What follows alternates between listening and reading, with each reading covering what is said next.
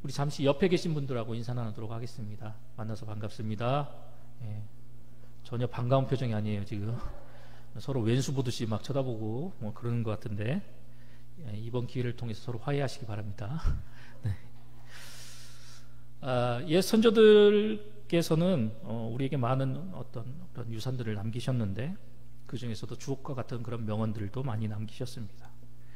그리고 오랜 세월을 거쳐 삶에서 체득하게 된 그런 여러 가지 경험과 가치에 대한 그런 견해들을 간결하고도 형상적인 표현들의 말로 남기셨는데, 이것을 일컬어서 우리는 속담이라고 이야기합니다.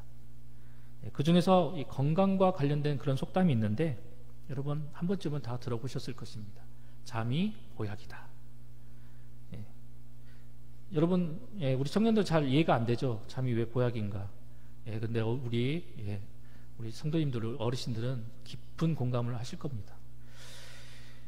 저도 여러분 나이대에는 그게 뭔 말이대라고 의아해했었는데, 지금의 나이에 들어서 그 말을 다시금 들어봤을 때, 이래서 이렇게 말씀을 하셨구나 하면서 지금 이 말을 들었을 때 이해되는 제 모습을 보면서 슬픈 마음이 들면서 왜 어른들은 또 이렇게 잠이 보약이라고 말씀하셨는지 이해가 되는 그 두 모습 사이에서 큰 괴리감을 가져보곤 했습니다. 한마디로 나이는 속일 수 없다라는 것이죠. 사설은 그만하고 잠이 보약이다. 잠이 보약이다라는 말에는 또 다른 의미가 담겨져 있습니다. 여러분, 잠을 편하게 자기 위해서는 그 잠을 자기 위해서 어떤 요소들이 제거가 되어야만 할까요? 편안한 잠을 자기 위해서는 이런 요소들이 없을 때 우리가 편안한 잠을 잘 수 있다라고 이야기할 수 있는데, 많은 어떤 요소들이 있겠지만 제가 편안한 잠을 자기 위해서는 어떠한 요소들을 제거해야만 편하게 잠을 잘 수 있을까라고 생각해 봤을 때, 나에게 있어서 근심이나 걱정거리가 없을 때 편안하게 잠이 들 수 있겠구나라는 생각을 가져보았습니다. 그렇다면 이것을 반대로 얘기하면, 걱정과 근심이 있으면 잠을 편안히 잘 수 없다라고 이야기할 수 있겠죠. 그러면 왜 걱정과 근심 때문에 잠을 편안하게 이루지 못하는 것일까요? 왜? 뭐 때문에? 한 번도 생각 안 해봤죠? 염려가 가득하고 불안이 가득하고 걱정거리가 가득하면 이걸 어떻게 해야지? 이걸 어떻게 해결해야지? 이 상황에서 어떻게 벗어나야지? 그것에 대해서 하나하나씩 생각하고 따져보고, 내가 어떻게 해야만 이 불안감에서, 이 걱정거리에서, 두려움에서 내가 벗어날 수 있을까라는 이 고민 때문에 결국 편안한 잠을 이룰 수 없다라는 것이죠. 이것을 반대로 다시 한번 이야기하면, 잠은 근심 걱정 없이 편안할 때 우리가 편안한 잠을 이룰 수 있다라고 말씀드릴 수 있습니다. 그리고 또 어떨 때 우리가 편안한 잠을 이룰 수 있을까요? 극도로 피곤할 때, 엄청 피곤해서 눕자마자 잠이 들었을 때, 보통 딥슬립한다, 제가 쓰러졌다, 저 죽었지 않느냐, 우리가 그렇게 얘기하면서 이렇게 놀리고는 하는데, 극도로 피곤할 때도 우리가 이렇게 깊은 잠에 빠질 수가 있습니다. 그런데 대단한 것은 이 피곤함마저도 이겨버리는 것이 바로 걱정과 불안과 근심이라는 것입니다. 정말 큰 걱정거리가 내게 딱 닥치게 되면, 큰 불안한 요소와 두려움이 내 상황 가운데 임하게 되면, 내가 아무리 피곤하고 내가 아무리 힘들어도 그것 때문에 오히려 밤잠을 설치고 제대로 잠을 이루지 못한다는 것입니다. 한번 예를 들어볼까요? 여러분들에게 있어서 정말 중요한 시험이 코앞에 닥쳐왔습니다. 정말 이 시험은 망쳐서는 안 되고 결코 놓쳐서는 안 되고 반드시 이 시험에서 좋은 결과를 내야만 하는 그러한 중요한 시험입니다. 그런데 그 시험이 코앞인데 여러분 편안하게 잠이 들 수 있을까요? 없을까요? 보통의 사람이라면 이러한 중대한 시험이나 중요한 일 앞에서는 편안하게 잠을 이룰 수가 없을 것입니다. 어떤 심리학자는 우리 인간의 이런 긴장감, 약간의 어떤 불안감, 이러한 요소들을 우리의 삶 속에서 적절히 잘 활용하고 관리를 한다면 자신의 능력치를 보다 더 향상시키고 발전시킬 수 있다라고 이야기를 합니다. 그런데 그게 말처럼 쉬운 일일까요? 쉬운 일은 아닙니다. 앞서 예를 들어서 이야기했던 것처럼 중요한 시험이 코앞에 다가왔고 이 시험을 대비를 잘 해나가야함에도 불구하고 그동안의 여러 가지 사정으로 인해서 그 시험에 대비한 어떤 공부나 준비를 제대로 하지 못했다면, 그리고 그 시험의 중요성이 다른 것보다 더 높은 것이라면 이로 인한 중압감 때문에 대부분의 사람들은 쉽게 잠이 들지 못한다는 것입니다. 불안한 요소 때문에 쉽게 잠들지도 못하지만, 그리고 걱정과 두려움 때문에도 잠을 잘 수도 없고, 그리고 그 어떤 상황이 우리에게 주는 이 중압감 때문에 우리는 쉽게 잠을 들지 못하는 것입니다. 그런데 이러한 상황 속에서도 편안히 잠을 이루고 잠자리에 드는 사람은 뭔가 다른 대책과 대안을 세워놓았기 때문에 그 사람은 중요한 그런 일을 앞두고도 편안히 잠자리에 들 수 있는 것입니다. 이처럼 잠은 우리 인간이 처한 상황이나 우리의 심리 상태와 밀접하게 연관이 되어 있음을 우리는 보게 됩니다. 우리의 몸과 그리고 우리의 마음이 여유로워지고 좀 더 릴렉스해진다는 것은 반대로 생각해 보면 우리가 그만큼 평안을 누리고 편안한 생활을 해 나가고 있다는 사실을 반영하고 있다는 것입니다. 사람이 잠을 못 자면 극도로 피곤해지는 것은 물론이고 신경이 매우 날카로워집니다. 작은 일에도 쉽게 짜증을 내고 이성적인 사고를 하지 못하고, 이런 상황이 이제 계속해서 반복되다 보면 중요한 결정도 제대로 판단하지 못해서 실수를 해버리고, 그리고 이를 통해서 큰 낭패를 보는 그런 일들이 많이 있습니다. 때문에 만약에 우리가 제대로 잠을 이루지 못해서 많은 피로에 의해서 우리의 삶이 극도로 피곤하고 극도로 예민한 상황이라면 어떤 중요한 결정이나 무언가를 선택해야 하는 상황은 뒤로 미루고 우리가 실수할 수 있는 가능성을 최소화시키는 것이 우리에게 유익한 모습임을 우리는 알 수 있습니다. 이처럼 계속해서 제가 여러 가지 상황과 비유를 들어서 이야기를 했지만, 이렇게 우리 인간에게 있어서 충분한 수면과 휴식은 우리에게 있어서 반드시 필요한 것이고 우리에게 있어서 꼭 소중한 것이며, 이러한 수면과 휴식을 온전히 취하지 못할 때에는 그 사람의 어떤 상황이나 환경으로 인해서 그 사람의 심리적인 상태나 그런 모습들을 우리가 발견할 수 있게 된다는 것을 우리는 이런 것을 통해서 알게 된다는 것이죠. 여러분은 충분한 수면을 취하면서 건강하게 생활하고 계십니까? 아니면 편안하게 잠이 들고 싶지만 어떤 심리적인 상태나 어떤 일들로 인해서 여러분들은 지금 밤잠을 설치며 생활하고 계십니까?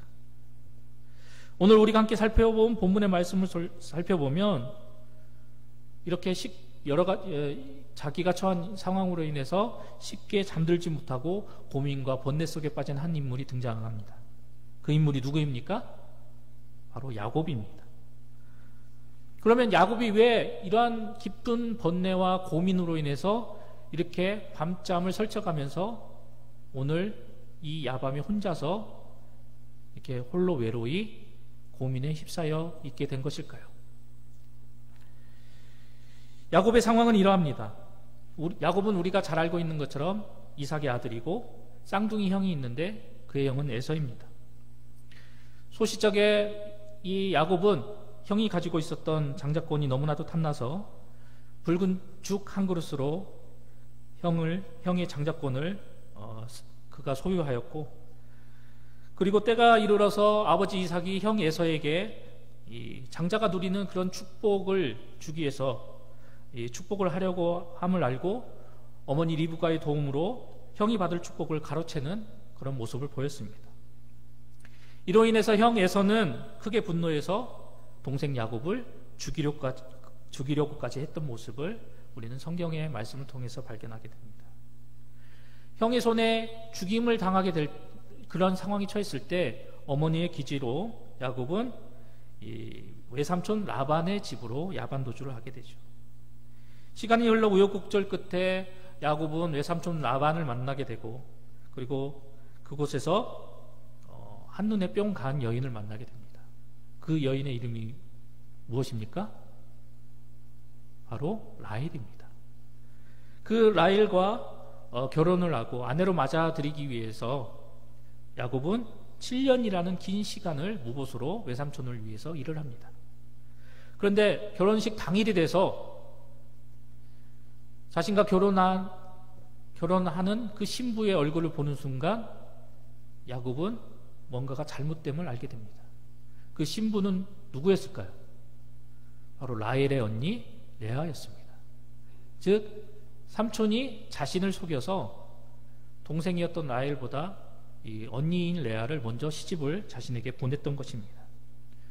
하지만 이 사랑을 라헬을 향한 사랑을 결코 포기할 수 없었던 이 야곱은 그 라헬을 다시 한번 아내로 맞이하기 위해서 또다시 7년이라는 긴 시간을 삼촌을 위해서 무보수로 일을 하게 됩니다. 이렇게 두 아내를 얻기 위해서 외삼촌에게 14년 동안 이 노동력을 제공한 후에 이제 야곱은 고향으로 돌아가려고 합니다. 그러자 외삼촌 라반은 지금부터 네가 일하는 모든 것에 내가 품삯을 주겠다라고 이야기하면서 일을 시키는데, 우리가 창세기를 통해서 알게 되지만 6년 동안 삼촌을 위해서 다시 한번 일을 하게 됩니다. 그런데 이 6년의 기간 동안 이 외삼촌 라반은 품삯을 주겠다라고 말을 걸었지만 이 6년의 기간 동안 자신의 유익을 위해서 속된 말로 계속해서 야곱의 등을 쳐먹는 모습을 우리가 보게 됩니다. 야곱은 자신의 그 노동에 대한 정당한 대가로 이 얼룩진 가축들만을 골라서 자신의 그 노동의 대가로 삼겠다라고 이야기를 합니다. 그러자 이 말을 들은 외삼촌 라반은 몰래 그 얼룩진 가축들을 미리 빼돌려서 자신의 아들들에게 맡기고, 혹여 야곱이 자신을 대신해서 기르는 그 가축 중에서 이 얼룩진 그런 가축들이 또 태어날까 싶어서 그 아들들과 야곱이 양치는 그 사이의 거리를 사흘길 떨어진 곳까지 이렇게 멀리 두어서 야곱이 자신의 가축을 돌보도록 했던 것입니다. 이렇게 자신이 제공한 노동력에 대한 정당한 대가를 받을 수 없었던 그런 불합리한 상황이었음에도 불구하고 하나님의 은혜로, 하나님의 도우심으로 야곱은 매우 번창하여서 수많은 양떼와 그리고 수많은 노비와 낙타와 나귀를 소유하는 거부가 되었습니다. 한마디로 갑부가 된 것이죠. 그런데 이렇게 많은 재산을 불려서 이 부자의 반열에 오르게 되었을 때 우연히 외삼촌 라반의 아들들이 하는 소리를 듣게 됩니다. 야곱이 이렇게 부자가 된 것은 바로 자신들의 아버지의 재산으로 야곱이 이렇게 부자가 된 것이다 라고 불평을 하는 말을 듣게 되는 것이죠. 또한 외삼촌의 모습을 봤을 때 정과 같지 않은 그런 싸늘한 얼굴을 보게 됨으로 인해서 더 이상 이곳에 내가 머물러서는 안 되겠다라는 그런 결심을 하게 됩니다. 그래서 야곱은 서둘러서 온 가족과 자신이 소유한 모든 것들을 챙겨서 고향으로 돌아가게 된 것입니다. 그런데 여기서부터가 문제였습니다. 돌아갈 고향을 생각하니까 순간 떠오르는 인물이 하나가 있었습니다. 그 인물이 누구였을까요? 고향으로 딱 돌아가려고 했는데 순간 떠올랐던 인물, 바로 에서였습니다. 자기 인생에 있어서 어찌 보면 가시와도 같은, 큰 장애물과도 같은 그런 인물이 바로 에서였던 것입니다. 그래서 모든 식솔들을 거느리고 자신의 노비들과 재산들, 가축들을 거느리고 고향 땅에 가는 길에 자신들의 무리에 앞서서 종을 먼저 보내서 에서에게 소식을 전합니다. 그런데 에서에게 다녀온 종이 정말 청천벽력과도 같은 그런 이야기를 자신에게 이야기를 하고 있죠. 32장 6절의 말씀 제가 읽어드리겠습니다. 사자들이 야곱에게서, 즉 이 형 에서에게 보낸 자신의 종들이죠. 야곱에게 돌아와 이르되 우리가 주인의 형 에서에게 이른즉 그가 400명을 거느리고 주인을 만나려고 오더이다. 혼자 오는 것도 아니고 400명의 사람들을 거느리고 자신을 만나러 온다라는 소식을 종들에게 듣게 됩니다. 이 소식을 듣고 야곱은 자신이 과거 이 형에게 행했던 그런 일련의 그 행동들을 떠올리게 되고, 이로 인해서 자신이 형에게 죽게 될까봐 큰 걱정과 두려움에 빠지게 됩니다.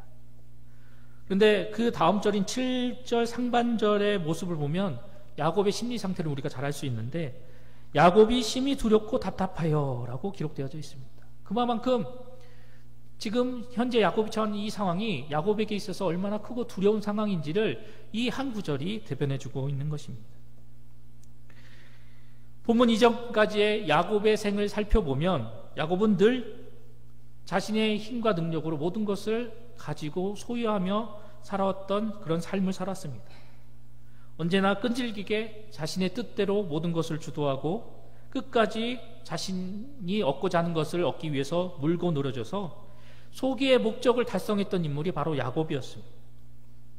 형 에서와의 관계 속에서도 그랬고 아버지 이삭과의 관계 속에도 그랬으면서 더 나아가서는 이 외삼촌 라반의 관계 속에서 결국 자신이 얻고자 하는 그 모든 것들을 쟁취하며 나아갔던 모습을 우리는 성경을 통해서 발견하게 됩니다. 이랬던 그가 오늘 본문의 말씀을 살펴보면 자기 인생 최고의 위기 가운데 처하게 됩니다. 이제 스스로의 힘으로 해결할 수 없는 그런 절박한 상황 가운데 놓이게 된 것이죠. 본래 자기 것이었던 한 가문의 장자권과 그리고 계승자로서 받게 될 그 하나님의 축복을 동생 야곱에게 부당하게 탈취당했다고 생각을 하고 사리까지 품었던 자신의 형 그 에서, 이 에서와의 피할 수 없는 그런 죄회, 이 일생일대의 위기 가운데 처하게 된 것입니다. 야곱은 일단 형 에서의 마음을 누그러뜨리기 위해서 막대한 예물을 준비하고 그리고 그 형 앞에서 자신을 극도로 낮추는 그런 모습을 보임과 동시에 여기에 또 잔머리를 쓰죠. 이 예물을 한꺼번에 형에게 주는 것이 아니라 단계적으로 자신이 준비한 그 예물을 형에게 바침으로 인해서 그 형이 가지고 있는 어떤 사회적인 위치와 체면을 생각해주고 그리고 이를 통해서 심리적으로 자신을 향한 분노를 누그러뜨리고자 하는 그런 여러 가지 계산과 생각 가운데 이러한 일들을 취하며 나갑니다. 즉 사람이 취할 수 있는 모든 행동들을, 방법들을 총동원해서 형의 마음을 누그러뜨리고 자신이 이 위기와 두려움 가운데서 벗어나고자 안간힘을 썼다라는 사실입니다. 그런데 이러한 모든, 자기가 할 수 있는 모든 조치를 다 취했음에도 불구하고 마음은 편치 않았습니다. 오히려 더 크고 두렵고 떨리는 마음이 이 야곱을 애워쌌습니다. 혹여 자신이 보낸 그 선물이 형 에서의 마음에 차지 않아서, 성에 차지 않아서 이것을 빌미로 자신이 형한테 해코지를 당하지는 않을까, 극도로 두렵고 답답한 상태에 놓이게 된 것입니다. 이러다 보니 야곱이 편히 잠을 잘 수 있었겠습니까? 잠을 잘 수 없었겠죠. 이렇게 큰 걱정과 근심, 두려움 가운데 모든 식솔들을 야복 나루를 건너게 한 후에 야곱은 이제 강가에 홀로 남아 있게 되었습니다. 그런데 그때 어떤 한 사람을 만나게 됩니다. 그의 마음이 두렵고 답답한 절정의 상태에 이르렀을 때, 스스로 해결할 수 없는 그런 문제로 인해서 심히 힘겨워하고 있을 때, 이 상황과 이 문제를 어떻게 해결해 나가야만 할 것인가, 어찌해야 할 바를 몰라 혼자 깊은 고뇌 속에 빠져 있을 때, 그는 그 야복 강가에서 하나님을 만나게 됩니다.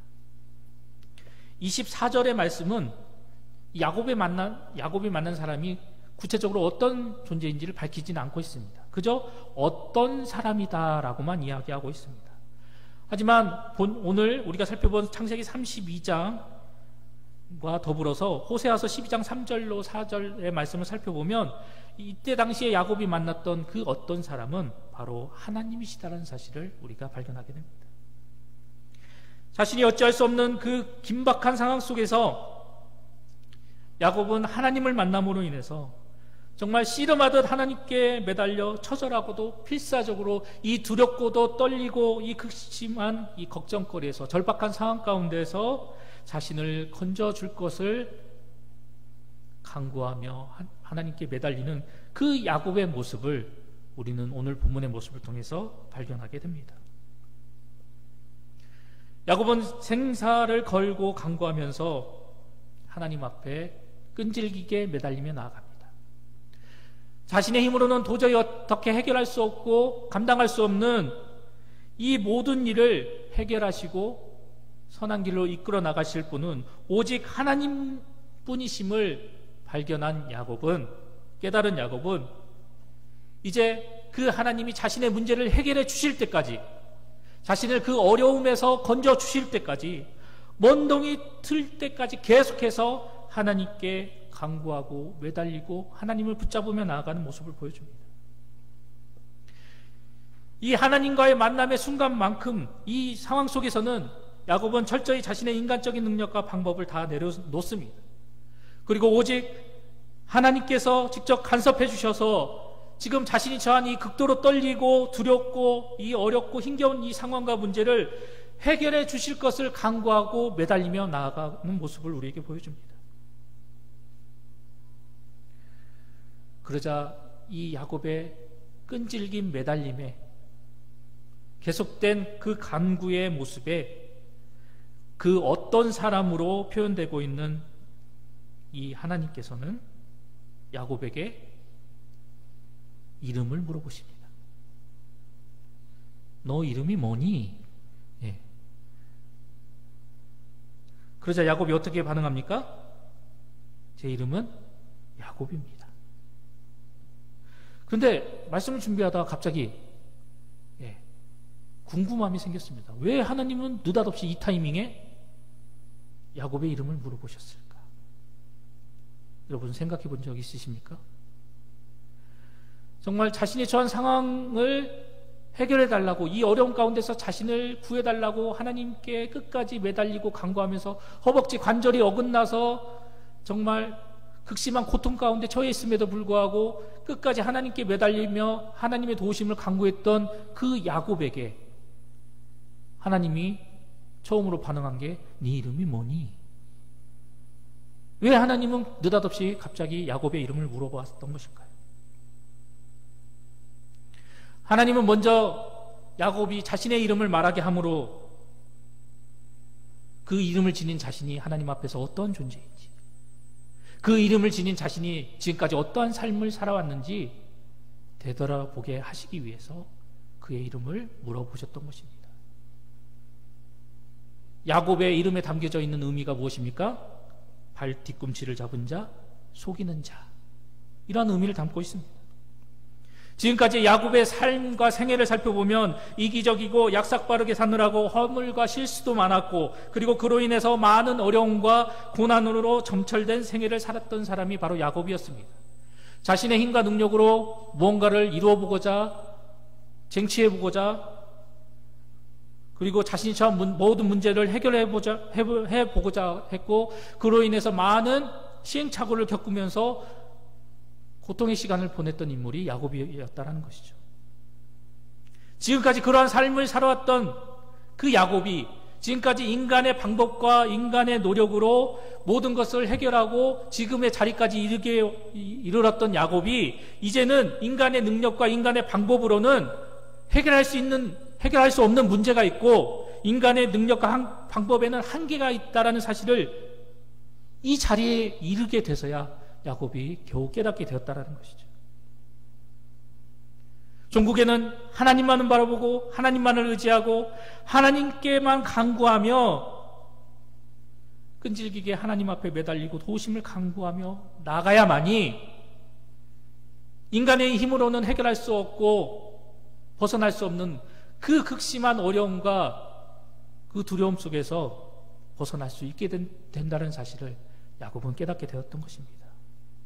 그래서 야곱은 자신의 모든 것들을 다 내려놓고 오직 하나님의 도우심만을 간구하고 바라며 끝까지 끈질기게 하나님께서 자신의 인생 속에, 자신의 어려움 속에, 자신의 문제 속에 간섭해 주실 것을 그가 매달리고 간구하며 하나님 앞에 나아갔던 것입니다.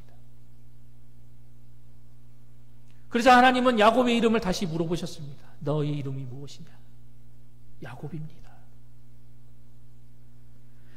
네가 지금까지 야곱으로서 너의 힘으로 뭘 어떻게든 해보려고 했고, 지금까지 다른 사람을 속이고 등쳐먹고 누군가의 앞길을 방해하기 그 사람의 발 뒤꿈치를 잡고 지금까지 네가 그러한 삶을 살아왔지만, 이제 내가 너에게 새롭게 부여하는 그 이스라엘이라는 이름에 걸맞게 나와 함께 동행하고 내가 너를 다스리고 내가 너를 이끌어 나가는 그런 삶의 모습으로 내가 너에게 예비한 그 놀라운 은혜와 복을 누리며 나가는 사람이 되라. 하나님은 이러한 의미를 담아 그에게 이스라엘이라는 새 이름을 부여해 주셨습니다. 이 이스라엘이라는 히브리 원어를 살펴보면 이스라라는 단어와 엘의 합성어입니다. 이스라라는 이 단어는 주도하다, 끈질기게 다투어서 이기다, 다스리다 라는 의미를 담고 있습니다. 그리고 이 엘이라는 단어는 우리가 잘 알고 있는 히브리 단어는 바로 하나님을 일컫는 히브리 단어입니다. 그래서 이런 의미를 담고 다시 한번 이 이스라엘이 가지고 있는 의미를 해석해 본다면, 하나님께서 주도하시다, 하나님께서 이기시다, 하나님께서 다스리시다 라고 해석해 볼 수 있습니다. 그런데 오늘 본문 25절에서도 그렇고 28절에서도 기록된 바와 같이 25절에는 자기가 야곱을 이기지 못함을 보고, 그리고 28절에서는 내가 하나님과 및 다른 사람과 겨루어 이겼음이니라, 이 말씀에 근거해서 수많은 성경학자들과 주석들이 이 이스라엘의 이름을 하나님과 겨루어 이김, 하나님과 겨루다, 이런 의미로 해석을 하였습니다. 그런데 저는 이 이스라엘에 담겨져 있는 참된 그 의미는 바로 하나님께서 주도하시다, 하나님께서 이기시다, 하나님께서 다스리시다라는 의미가 더 이 이름에 맞는 해석이다라고 생각합니다. 오늘 본문에서 하나님은 말씀하십니다. 네 이름을 다시는 야곱이라 부를 것이 아니요 이스라엘이라 부를 것이다 라고 분명하게 말씀하십니다. 지금껏 야곱으로 살면서 자신의 힘으로, 자신의 능력으로 모든 것을 어떻게 해보려고 수많은 어려움과 고난 속에서 네가 야곱의 이름으로 지금까지 아둥바둥 살아왔다면, 이제 더 이상 그 이름에 얽매이지 말고 이제 그 모습에서 벗어나서 이제 내가 너에게 부여한 그 이름에 걸맞게 이스라엘이 되어서 내가 주도하는 삶, 내가 다스리는 삶을 사는 복의 주인공이 되라고 하나님은 야곱에게 말씀하신 것입니다. 이처럼 하나님의 자녀인 우리도 우리의 신앙의 여정 속에서, 우리의 믿음의 삶의 현장 속에서 계속해서 우리도 야곱처럼 살아간다면 우리는 끊임없이 우리 삶 속에서 맞닥뜨리게 되는 삶의 두려움과 불안감, 걱정으로 인해서 하루하루를 평안함 없이 괴로움 가운데서 살아갈 수밖에 없을 것입니다. 내 힘과 능력만을 의지하고 내 지혜만을 바라보며 그것으로 인해서 모든 것을 해결해 보고자 하는 그런 삶을 살아가는 한 우리는 이 삶 속에서 겪게 되는 이 두려움과 이 아픔, 고난 속에서 결코 벗어날 수 없게 된다는 사실이죠. 왜 그렇습니까? 우리가 가진 힘과 능력에는 한계가 있기 때문입니다. 그리고 내 스스로의 힘으로는 내 삶의 모든 두려움과 불안의 요소들을 완전히 해결할 수 없기 때문입니다.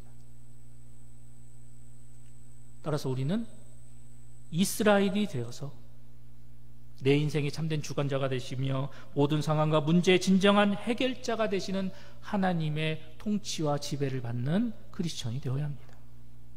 그리고 내 삶을 이끌어 가시고 선한 길로 나의 발걸음을 인도하시는 그 하나님의 주권을 우리가 바라보고 그 하나님께 주목하며 살아나가야 합니다. 그런데 기억해야 할 것은 그저 바라만 보는 것으로 끝내서는 안 된다는 것입니다. 오늘 이 야복 강가에서 야곱이 하나님의 은혜를 쟁취할 때까지 그의 허벅지 관절이 탈골되는 그런 아픔과 고통 속에서도 끝까지 하나님께 매달리고 하나님 앞에 간구했던 것처럼 우리도 내가 바라보는 그 하나님께 끝까지 매달리고 간구하는 우리가 되어야 한다는 것이죠. 그리할 때 우리가 처한 모든 삶의 문제와 어려움들이 하나님을 통해서 해결함 받을 수 있게 되는 것입니다. 야곱은 지금까지 자신이 주도하는 그런 삶을 살아왔다가 이제 야복 강가에 이르러서야 이러한 영적인 진리를 발견하게 되었습니다. 하나님께서 나와 함께 하셔서 내 삶을 주도하시고 하나님께서 나를 온전히 다스리셔야만이 내 삶 속에서 끊임없이 나를 넘어뜨리려고 하고 나를 쓰러지게 만들려고 하는 그런 모든 두려움과 걱정, 근심, 불안, 모든 문제와 어려움을 하나님을 통해서 해결함 받을 수 있게 된다라는 그런 영적인 진리를 발견하게 된 것입니다. 그 하나님과 함께하고 그 하나님만을 바라보고 그 하나님 앞에 끈질기게 간구하고 매달리며 나아간다면 내가 어떤 절망과 위기의 상황에 처한다 할지라도 그 속에서 하나님을 통해서 승리를 쟁취하고 하나님을 통해서 축복을 누리며 나아가는 하나님의 자녀가 되어짐을 야곱은 깨닫게 되었던 것입니다. 여러분은 야곱과 같이 기도해야 할 때가 있으셨습니까?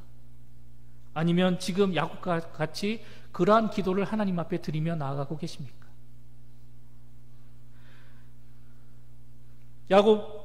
여러분이 야곱과 같이 이미 그런 시간을 경험하셨든지 지금 그런 시간을 경험 중이시든지 아니면 앞으로 그런 시간을 경험해야 하시든지 그 무엇이든지 간에 저는 여러분들에게 권하고 싶은 말씀이 있습니다. 그것은 바로 어떤 상황 속에서도 어떤 환경 속에서도 모든 것을 하나님 앞에 맡기며 나아가는 크리스천이 되어라 라는 말씀입니다. 우리가 하나님께 모든 것을 맡기는 것 상투적이고 원론적인 이야기로 들릴 수 있습니다. 하지만 그럼에도 불구하고 이 원론적인 이야기를 상투적인 이야기를 여러분에게 다시 한번 강조하고 여러분들에게 권면의 말씀으로 드리는 이유는 많은 크리스천들이 입술로는 내 모든 것을 하나님 앞에 맡기며 의탁하며 나아갑니다라고 이야기를 하고 있으면서도 그 삶을 살펴보면 자기 스스로가 모든 것을 껴안고 혼자 끙끙대고 아둥바둥대며 살아가고 있기 때문입니다. 그렇기 때문에 저는 여러분들에게 모든 것을 하나님께 맡기는 삶을 신앙생활을 하라고 말씀드리는 것입니다. 두 번째로 여러분들에게 권면하고 싶은 말씀은 아무것도 염려하지 않고 두려워하지 않는 삶을 신앙생활을 하라는 것입니다. 내가 하나님 앞에 나의 걱정거리를 맡겼다면, 두려움을 맡겼다면, 나의 문제를 맡겼다면 이제 그 걱정, 그 근심, 그 두려움은 더 이상 내 것이 아니다라는 것입니다. 하나님께 맡겼기 때문에 하나님의 것입니다. 내가 그 모든 것들을 하나님께 맡겨드렸기 때문에 이제 그 걱정, 그 근심, 그 두려움은 하나님께 속한 것이 되어버린 것입니다. 그 모든 것을 지지든 볶든 삶아먹든 어떻게 하든지 간에 그 모든 것들을 하나님께 맡겼기 때문에 이제 그 모든 것들은 하나님의 소관이라는 것입니다. 그렇기 때문에 하나님께 맡겼다면 더 이상 염려하지 말고 근심하지 말라는 것입니다. 그런데 하나님께 맡겼음에도 불구하고 이게 온전히 해결될까? 이게 과연 잘 풀릴까? 스스로 의심하면서 스스로를 불안의 자리로 자신을 내모는 그런 어리석은 사람들이 존재하고 있다는 것입니다. 모든 것을 하나님 앞에 내어 맡겼음에도 불구하고 전적으로 하나님께서 자신의 내 삶 가운데에서 임재하셔서 모든 것을 관여해 주실 것을 부탁하였음에도 불구하고 그 상황 속에서 걱정하고 또다시 근심하면서 하나님 이렇게 해주세요, 하나님 저렇게 해주세요, 이런 모습을 보이는 우리의 모습이 있다는 것입니다.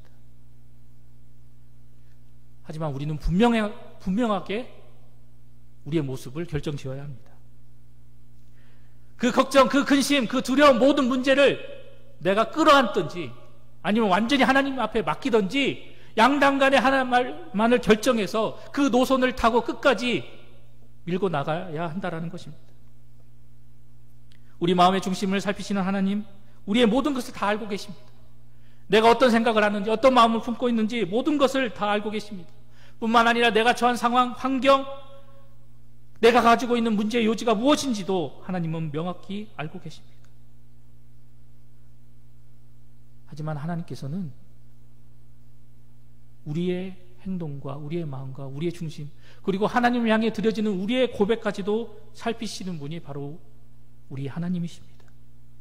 때문에 내가 하나님 앞에 나의 모든 것을 맡기며 나아가는 사람이 되고자 한다면 이제는 내 마음과 내 중심까지도 완벽하게 하나님 앞에 맡겨드리는 변화의 사람이 되어야 합니다. 야복강가에서 야곱의 모습에서 우리가 발견하게 되는 것은 그가 하나님 앞에서 벌인 처절한 강구와 요청의 결과로 그의 이름이 바뀌어지게 된 것입니다. 그런데 이것은 단순히 이름만 바뀐 것이 아니라 그의 삶과 그의 모습까지도 완벽하게 변화된 변화의 모습이라는 것입니다. 예전의 모습에서 새로운 모습으로 바뀌어져 있는 그런 의미를 담고 있는 것이 오늘 야복강가에서 야곱이 보여준 변화의 모습입니다. 세상 사람들은 사람들이 쉽게 바뀌지 않는다라고 이야기합니다. 그래서 3살 버릇 80까지 간다라는 그런 속담이 나올 정도이니까요. 그만큼 사람은 쉽게 변할 수 없는 그런 존재라는 것을 우리는 익히 잘 알고 있습니다. 그럼에도 불구하고 하나님은 그렇게 변화되기 어려운 사람을 아름답게 변화시켜 주십니다. 왜 그것이 가능한 것일까요? 그것은 바로 우리 사람을 창조하신 분이 바로 하나님이시기 때문입니다. 하나님이 우리의 창조주가 되시고 우리의 능력이 되시고 우리의 모든 것이 되시기 때문입니다. 때문에 하나님을 믿고 의지하는 우리도 하나님께 내 모든 것을 맡기고 하나님만을 의지하며 나아간다면 우리 역시 야곱처럼 하나님을 통해서 새롭게 바뀌고 변화된 삶을 살아갈 수 있게 되는 것입니다. 단 여기서 필요 조건이 있습니다. 그것은 바로 나의 모든 것을 하나님께 맡기고 하나님께 전적으로 의지할 때 이것이 가능하다는 것입니다. 사랑하는 봉산교회 청년 여러분, 그리고 성도 여러분,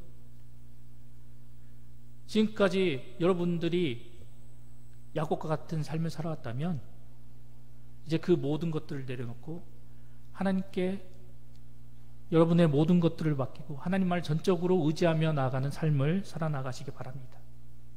노선을 분명히 하시기 바랍니다. 내 힘으로 뭐 어떻게 하려고 하는 모습으로 계속해서 살아가든지 아니면 하나님의 도우심과 간섭으로 인해서 야곱과 같이 새롭게 변화된 삶을 살아나가는 그런 복의 주인공이 되든지 둘 중에 하나를 선택하라는 것입니다. 자신의 모든 것을 내어 맡기고 하나님만을 의지하며 나아갔을 때 야곱을 이스라엘로 변화시켜 주신 그 하나님, 그 하나님을 통해서 야곱은 하나님이 지배하시고 하나님이 통치하시는 그런 삶과 인생으로 오늘날 우리에게 위대한 신앙의 인물로 각인되어 우리에게 우리의 기억 속에 우리의 신앙 가운데 남겨지게 되었습니다. 하나님은 야곱의 이름을 바꾸셨습니다. 야곱의 두려움을 바꾸셨고 야곱의 인생을 바꾸셨습니다. 하나님께서 함께 하시고 하나님께서 함께 싸우시는데 그 무엇이 두렵고 그 무엇이 염려가 되겠습니까? 오늘 우리에게 주신 이 말씀을 기억하면서 지금까지 내가 야곱과 같이 발 뒤꿈치를 잡는 자, 속이는 자의 그런 인간적인 모습으로 지금까지 살아왔다면 이제는 하나님 앞에 모든 것을 내어 맡기고 하나님만을 의지하고 하나님과 아름답게 동행하는 삶을 살아감으로 인해서 하나님께서 지배하시는, 하나님께서 통치하시는 그런 아름다운 신앙과 믿음의 모습으로 하나님의 기쁨과 자랑이 되는 여러분 모두가 되시기를 소망합니다. 새로운 한 주, 오늘 이 주신 말씀을 통해서 과감히 야곱의 모습을 떨쳐버리고 이스라엘의 모습으로 하나님께 영광을 돌리는 우리 봉상의 모든 청년들, 성도님들 되시기를 간절히 소망합니다.